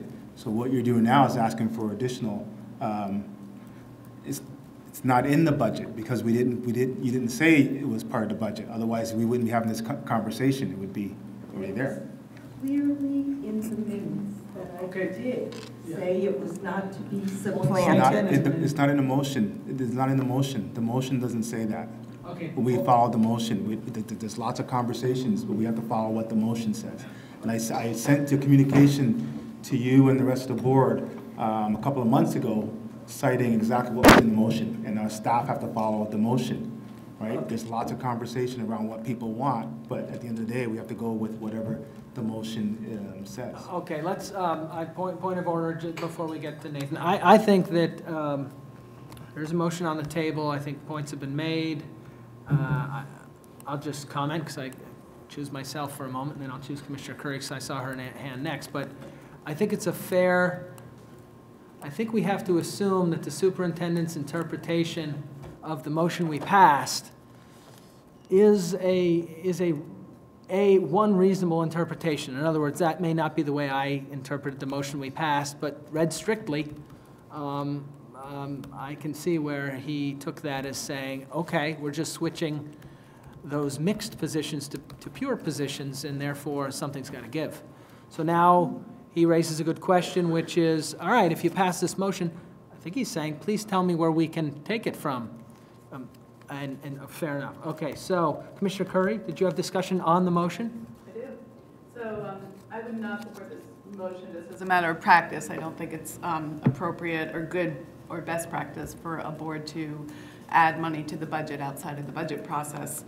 Having said that, I would still ask for the data about, from the administration about whether a full-time position is something that would be financially feasible so that a hiring process could begin before next town meeting. Alternately, I would support putting it in the budget for 2021. Any other discussion on the motion? Commissioner Carey. I want to say that I do support this motion because the bottom line is the magnet schools are getting shafted by this district by not providing the instructional coaches that all of the other schools have. Our motion regarding the magnet coaches themselves was to facilitate the magnet focus of the arts and the sciences in the two magnet schools that we have. And that made sense, and it does make sense. So what we're forgetting is that the instructional coaches, because it's district policy, are missing from those two schools. And those two schools are certainly in need of that assistance.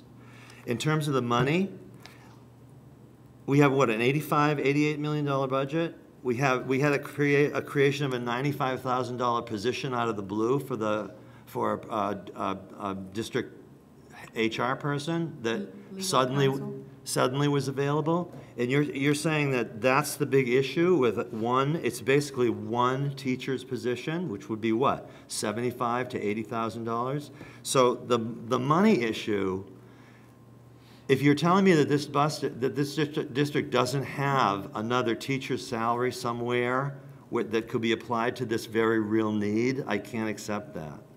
But the bottom line is we need to support the magnet school concept. And the magnet school students and teachers need to have the same resources that are available to the other schools in the district. It's an equity issue. Thank you. Commissioner Carey. Student Representative Hart? Just in putting my position, I think based on what I've heard, it's not about whether or not we have the money, it's about where that money is coming from. And it seems like we probably could find that money, but it's out of the budget season. We missed that opportunity, and unfortunately that can't be resolved in a way like this. That's just my point. Thank you for your input. Commissioner Fisher. I'm trying to go back to where we added a position within the last year and a half. And we did put a language in the resolution at the time. So can anyone help me recall which positions we added and when that was? And I'm going to try and find that language. Was it? That was November 2018, and we added a position at SA and a position at Flynn. Thank you, Commissioner Ivancic.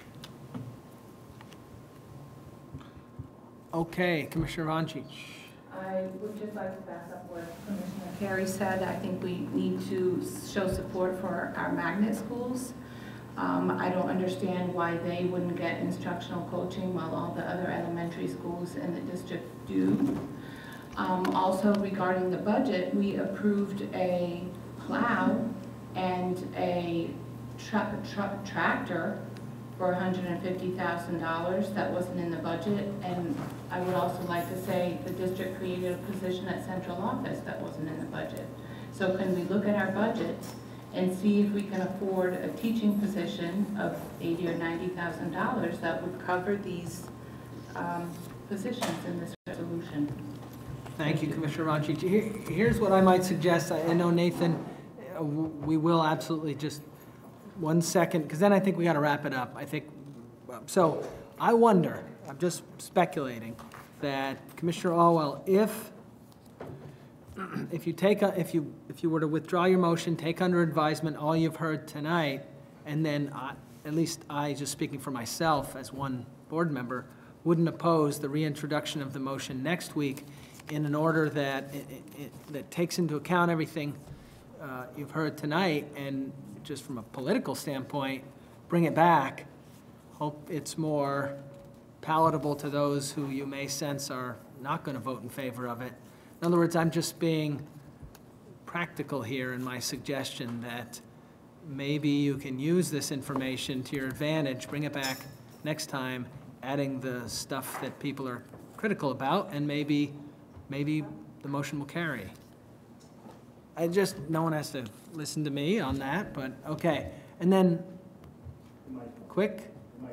All right.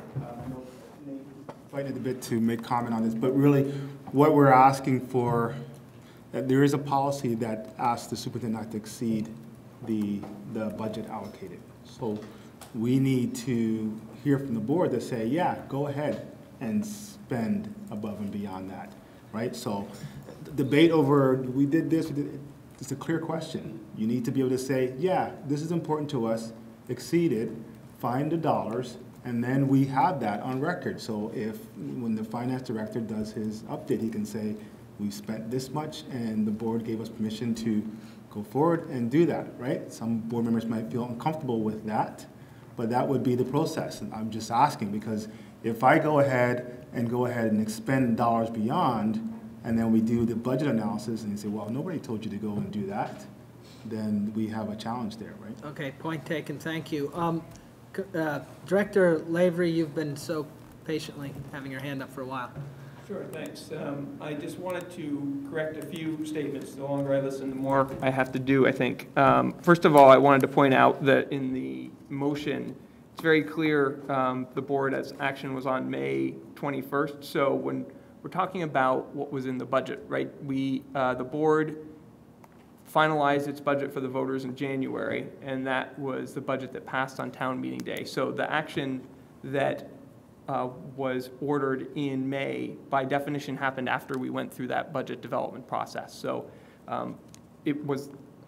these positions obviously were not part of that budget. And if you recall, what was part of the budget were coaches, which were then reassigned to be the kind of magnet-focused coaches.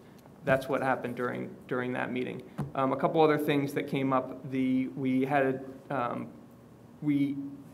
did include in the budget that we passed in town meeting day, the extra funds for the HR change is something that has been long in the works and that we embedded in there. So that was not a new kind of out of the blue thing that just came up. And then third, the plow and I believe it was a tractor at Edmonds issues. If folks recall, what we did there was we actually removed them from the FY20 budget, and we said to the board, we understand that these aren't a priority for you, but we believe that they're necessary to maintain those facilities.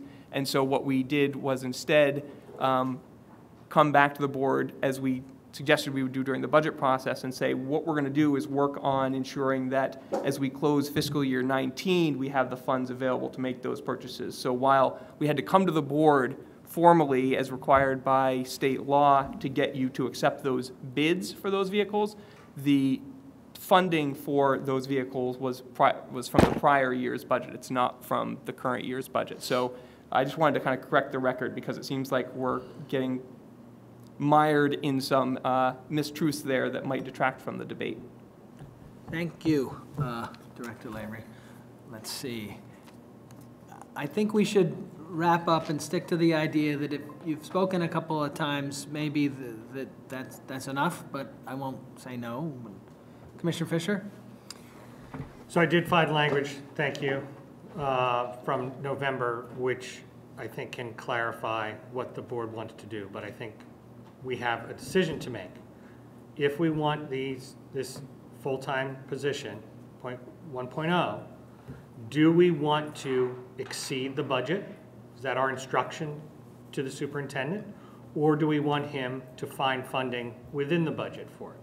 There's a contingency fund. And so I think that's our decision to make before talking about verbiage, but I do have the language that we used last time for the first scenario where we said, this resolution gives support, authority, and direction to the superintendent to allocate the above mentioned in addition to elementary school staffing for blah, blah, blah.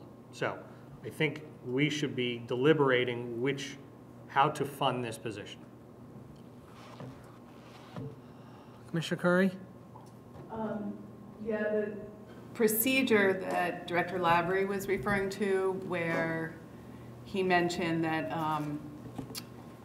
in closing out the books at the end of the year, that's when they were able to find funding for the truck and the plow, which I thought were capital funds, but maybe not.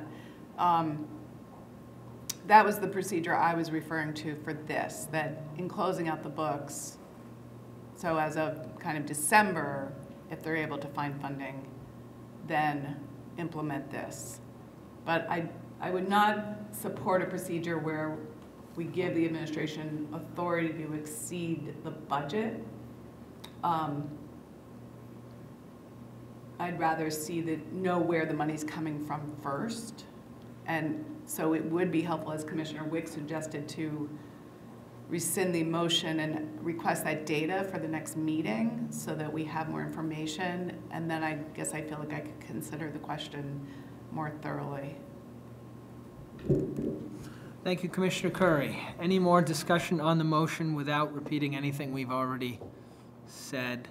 Commissioner Olwell? I just want everyone to remember that for the past 3 years, we have had $1 million or more left at the end of the year that we have pulled over into the next year's budget. So it is not that we do not have money in this system to pay for one teaching FTE. Thank you, Commissioner Olwell. Commissioner Carey? Just in terms of what Commissioner Fisher said regarding the funding, preferably it would be within the budget that already exists. And then I would ask Director Lavery if he can tell us if he believes that that money is somewhere in the budget already. As Kathy pointed out, that surplus was there last year. But I do want to remind the board that this is a move that supports our efforts to reach students in our magnet schools. And we need to provide them with the supports that we can provide. Thank you. If anyone's got anything else that they haven't already said or something close to it, all right. Maybe I've commented once on this. I'd like to comment the second time. So I don't know. I'm very much in favor of having instructional coaches at these two schools. Very much in favor of it. I think if every other elementary school has it, these schools ought to as well. I think we're very close here. I don't know that I could support it as written, given what I've heard yet. So I'd rather see this thing pass than go down in failure tonight. I think it still has a chance, but I think it could be tweaked. And so my own feeling is I'm not sure I could, it's weird because I really want this to happen, but I'm not sure as written, and I'm not sure it'd be fruitful to do this on the spot. It's putting too much pressure on us. I would suggest we pull it. And again, this is not up to me, but so pull it, bring it back next week and taking into account everything you've heard, and maybe we'll have a better shot at passing it. But, all right, that's it. I'm done. Commissioner Gulick? Yes, one last thing. I do think in future, I just want to sort of caution everyone or just encourage people to be careful about the words equal and equitable. I think they are different, and we use them interchangeably a lot. We talk about a lot of the schools having instructional coaches. So because they have instructional coaches, these two schools need to have them. That's equal. That's not necessarily equitable. These two schools have magnet coaches, which are ostensibly curriculum coaches, and you could argue that other schools don't have those. I'm just pointing out we should be careful with our language and understand the difference between equity and equality, because that's actually really important to the magnet school discussions. Very good point. Thank you. Well, then we'll close the discussion and we'll vote if Commissioner Olwell is keeping it on the table. Okay. All those in favor of the motion as written, please say aye. I have Keith Pillsbury on the phone here. Okay. Those opposed? Nay. Nay. The motion fails.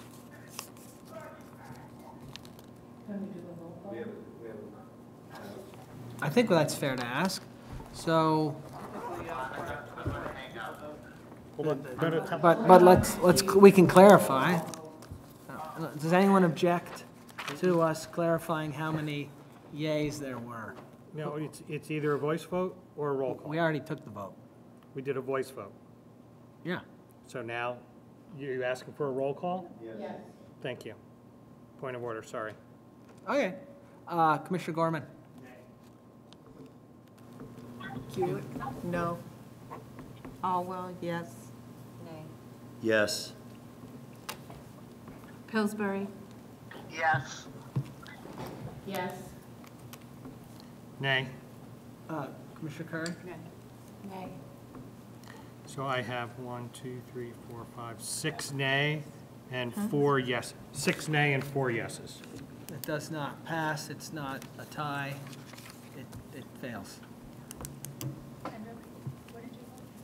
Nay. Okay. Did you Thank get the you. same count, Bonnie? I am fallible. What's that? I am fallible, so did you get the same count? Yeah. Thank you. Okay. Onward to executive session. Does anyone, would anyone like to make a I'd like to motion? make a motion to consider executive session under 1 VSA 313A 1E to discuss personnel issues. Is there a second? Second. All those in favor of? Pardon me? Yeah. I wonder if you could add, with regard to the first motion, the first part of the motion, where premature disclosure would put the school district at a substantial disadvantage. For personnel or contract? For personnel. Okay. And for, and also to discuss labor relations agreements. So, yeah, that's, okay. So I'm going to pull my prior motion, and I will read the motion as Bonnie put it in here. Motion to consider executive session under 1 VSA 313A1 A, B, C, E, F, because premature public knowledge would put district at a substantial disadvantage. Second? Second. Okay. All in favor, say aye. Aye. Any opposed? None. Okay. Motion carries.